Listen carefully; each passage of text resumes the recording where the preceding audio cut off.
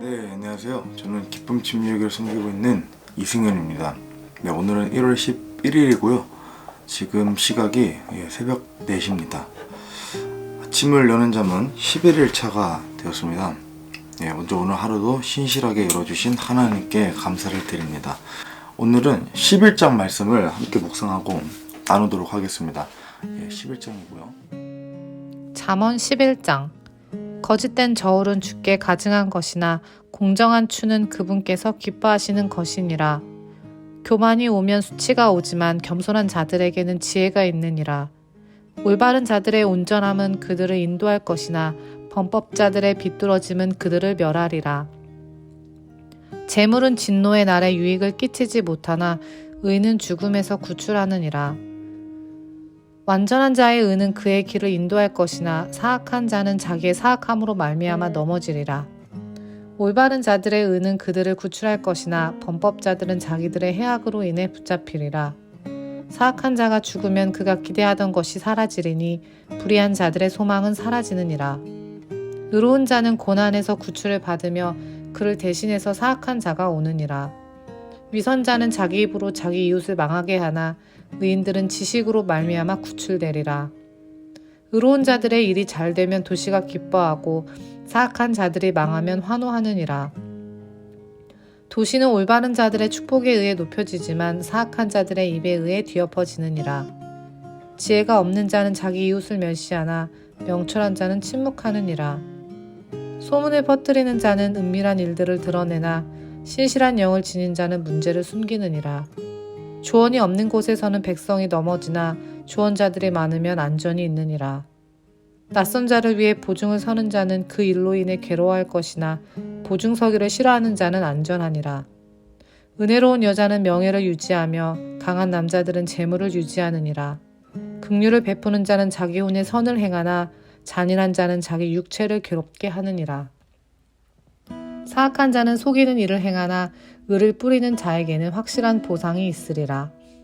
의가 생명으로 이끄는 것 같이 악을 따르는 자는 그것을 따르다가 스스로 사망에 이르느니라. 비뚤어진 마음을 가진 자들은 주께 가증한 자들이나 길이 올바른 자들은 그분께서 기뻐하시는 자들이니라. 사악한 자는 손에 손을 잡을지라도 형벌을 멸하지 못할 것이나 의로운 자들의 씨는 구출되리라. 아름다운 여자가 분별이 없는 것은 돼지코의 금보석 같으니라. 의로운 자들의 소원은 오직 선할 뿐이나 사악한 자들이 기대하는 것은 진노이니라. 흩어도 재산이 불어나는 자가 있고 지나치게 아껴도 가난하게 되는 자가 있느니라. 후하게 주는 호는 기름지게 되며 물을 대는 자는 자기도 물을 받으리라. 곡식을 움켜쥐는 자는 백성이 저주할 것이나 곡식을 파는 자의 머리에는 복이 있으리라. 부지런히 선을 구하는 자는 호의를 얻으나 악한 일을 추구하는 자에게는 그 일이 닥치리라. 자기 재물을 신뢰하는 자는 넘어질 것이나 의로운 자들은 나뭇가지처럼 번성하리라. 자기 집을 어지럽히는 자는 바람을 상속하며 어리석은 자는 마음이 지혜로운 자의 종이 되리라. 의로운 자의 열매는 생명나무니 혼들을 얻는 자는 지혜로우니라. 보라, 의로운 자는 땅에서 보응을 받을 것이요 사악한 자와 죄인은 더욱더. 네, 깜짝 놀라셨죠? 오늘부터는 제가 특별 성우님을 모셔서 낭독하도록 시켰습니다. 제 아내가 한 거고요. 아무래도 제가 하는 것보다 분위기가 좀 더 나을 것 같아서요. 1절은 이렇게 시작합니다. 거짓된 저울은 주께 가증한 것이나 공정한 추는 그분께서 기뻐하시는 것이니라. 정직한 공의로움, 어떤 공정함에 대해서 말씀하고 있는 구절입니다. 반대되는 단어로는 부정, 거짓, 이런 게 있겠죠. 이때 이제 배경에 있는 시장을 보면 상인들이 이제 물건을 구입할 때나 팔 때에 이 무게가 다른 저울추를 이제 사용해서 이 사람들을 속이는 그런 악한 상인들이 있었고, 또 이 상인들이 빗대어서 지금 얘기하고 있는 것 같고요. 좀 더 단순하게 해석하면 이것은 이제 자신의 이득을 위해 누군가를 이 거짓말로 속이는 어떤 그런 행위를 경계하라는 것. 근데 추를 보시면 공정한 추라고 나옵니다. 공정한 저울이 아닙니다. 이건 이제 다른 무게의 추가 아닌 딱 정해진 어떤 표준 무게의 추계를 말하고 있죠. 그러니까 정해진 규격의 추라고 해야 될까요? 예. 그래서 이 공정한 추의 원어를 보면 웨벤 셀레마라는 용어가 쓰였는데 이게 문자적으로 돌을 얘기하는 겁니다. 정확하게는 공정한 돌, 완벽한 돌을 얘기하는 겁니다. 그래서 이때 당시에는 또 돌이 또 추로도 사용이 됐었죠. 중요한 건 이 거짓은 하나님께서 가증하게 여기시고 공정하고 진실된 것은 하나님께서 기뻐하신다라는 것을 살펴볼 수 있습니다. 그래서 우리의 이득을 위해 누군가에게 거짓말을 하거나 속이는 행위는 정말 사소한 부분이라고 할지라도 하지 않아야겠습니다. 2절입니다. 교만이 오면 수치도 오거니와 겸손한 자에게는 지혜가 있느니라. 전반적으로 보시면 잠언은 이런 비유의 형식의 구절들이 정말 많이 등장합니다. 그래서 어떤 것은 또 강조를 위해, 또 어떤 것은 쉬운 이해를 위해서라고 보여지고요. 여기서도 교만과 겸손이 비교되고 있습니다. 교만이 오면 수치가 온다 그러죠. 교만은 인간의 본성 중에 가장 이제 약한 죄악 중에서도 가히 또 대표적으로도 할 수 있는 그런 죄악입니다. 이 구절에서도 지금 교만할 경우 수치가 반드시 온다는 것을 필연적으로 지금 드러내고 있잖아요. 여기에 쓰인 이 수치가 온다라는 표현이 사실 저도 잘 몰랐는데 이게 좀 찾아보니까 굉장히 센 용어더라고요. 예, 자극적인 용어입니다. 그래서 성경에 나오는 이 용어의 용례를 좀 살펴보니까 이제 몸에 수치스러운 부분이 드러나게 되는 것, 보여지는 것, 벌거벗는 것, 이런 의미가 좀 있더라고요. 예. 그러니까 교만하면 이 자신의 수치스러운 부분이 남들에게 보여지게 되는 그런 상황을 경험하게 될 것이다 라는 의미로 볼 수 있는 겁니다. 근데 살펴보고 싶은 것은 이제 2절의 후반부인데요. 겸손한 자에게는 지혜가 있느니라. 그러니까 지금 겸손한 자가 더 주목되죠. 근데 지혜를 강조하려면 사실상 이 순서적으로 이 지혜로운 자는 겸손하게 된다, 뭐 이렇게 나왔어야 하지 않나 싶었는데, 이게 읽어보면 읽어볼수록 이게 맞더라고요. 그러니까 왜냐면 겸손한 자는 하나님을 두려워하는 사람이잖아요. 그러니까 하나님을 두려워하는 것, 그러니까 그분 앞에 엎드리는 것, 이게 이제 또 지혜의 시작이라고 합니다. 잠언에서는요. 그러니까 이 겸손함에 대해 성경에서 말하고 있는 것들을 살펴보면 결국 이제 이런 요약이 가능한 거죠. 사람이 본래의 자신의 실체를 깨닫는 것, 또는 이제 자세를 깨닫는 것, 자신의 존재 이유를 깨닫는 것, 이렇게 볼 수 있겠습니다. 그래서 이 겸손함은 스스로 엎드려야 되는 거죠. 자유의지를 통한 자발적인 순종이 진정한 믿음인 것처럼요. 4절입니다. 재물은 진노의 날에 유익을 끼치지 못하나 은은 사망에서 건지느니라. 또 재물이 나왔습니다. 이게 기록자가 솔로몬 왕이어서 그런지 특히 이런 재물에 관한 조언이나 책망의 말씀들이 이제 등장하면 굉장히 와닿습니다. 이게 그렇잖아요. 이게 없는 사람이 재물에 대해서 얘기하는 것보다 또 이렇게 막강한 부를 지녔던 솔로몬 같은 왕이 재물에 대해서 또 조언하면 이게 또 굉장히 와닿잖아요. 그렇죠? 근데 이제 그런 솔로몬이 지금 얘기하고 있는 바가 이제 사람이 주로 어떤 것에 의지하는가에 대해 또 정확하게 짚고 있는 부분인 겁니다. 바로 재물이죠, 재물. 사람들은 냉장고에 오늘 먹을 음식이 없어도 돈이 있으면 크게 불안해하지 않습니다. 반대로 사람들은 냉장고에 먹을 음식이 있어도 통장에 돈이 없으면 불안해하는 심리가 있습니다. 하지만 이런 재물은 지금 당장 나를 만족시킬 수 있어도 진노의 날에는 뭐라고 되죠? 도와줄 수 없다는 거죠. 유익을 끼치지 못한다고요. 진노의 날. 이 진노의 날은 크게 두 가지로 저는 좀 볼 수 있다고 느껴지는데요. 첫 번째는 사람의 생명이 다하는 날, 쉽게 말하면 죽는 날이죠. 두 번째는 조금 더 확장해서 보면 예수님을 받아들이지 않고 맞이하게 되는 최후의 심판 때 영원한 사망에 처해지는 그 날에 대해서 지옥과도 연관이 있는 그것을 나타내는 죽음으로도 볼 수 있다고 저는 생각이 듭니다. 당시 이집트 신화를 보면요, 이집트 신화에 보면 세트라는 신이 있어요. 세트라는 신에게 재물을 많이 가져다 바치면 영생을 누릴 수 있는 그 이 명계로 보내준다는 신화가 있었습니다. 저는 잘 몰라요, 그런 거에 대해서. 근데 그렇다 하더라고요.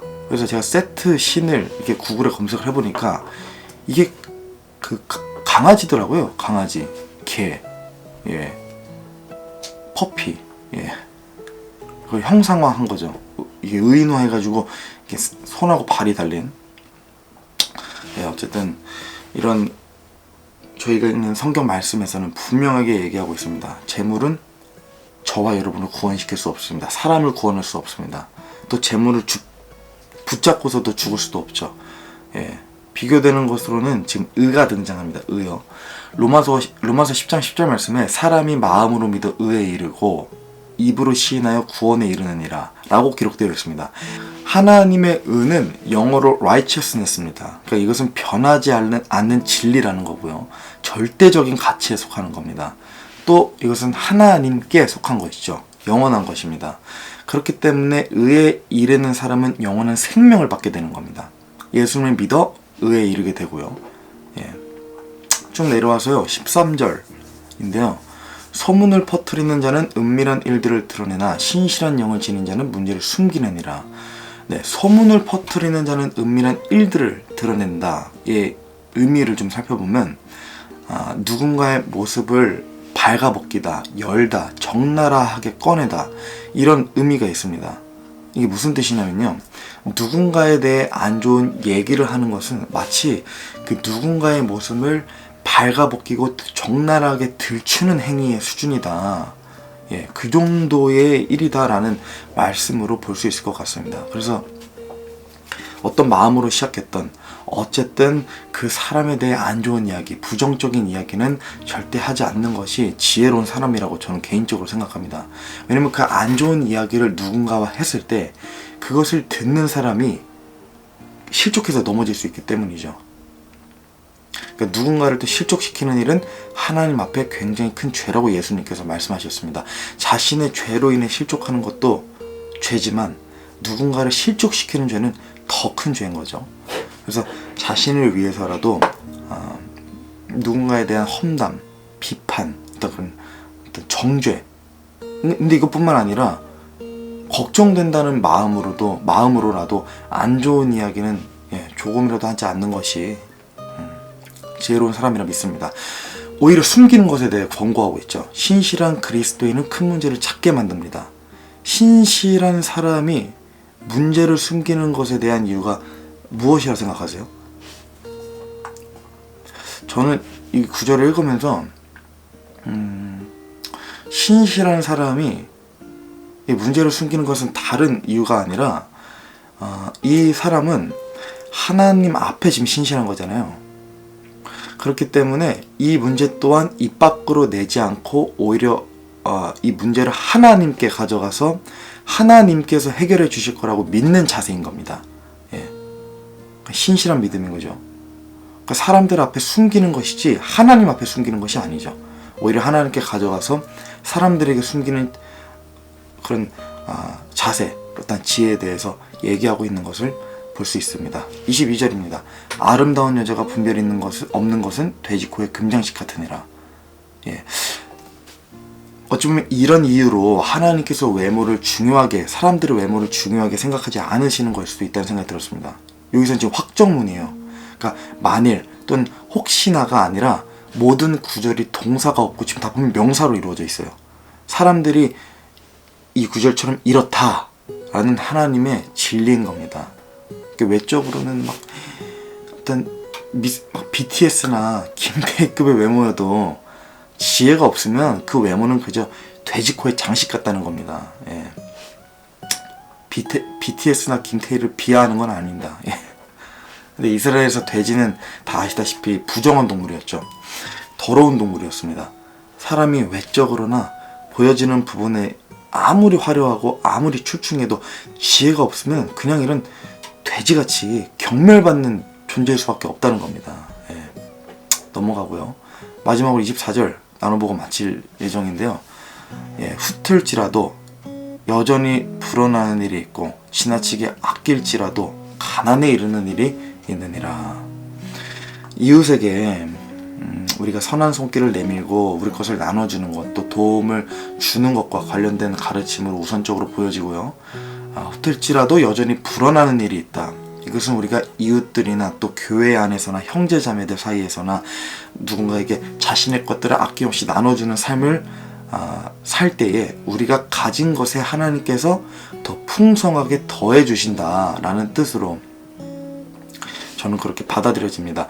원어적으로도 살펴보면요, 내가 아낌없이 나눠주면 하나님께서도 아낌없이 부어주실 것이다 라는 의미가 내포되어 있습니다.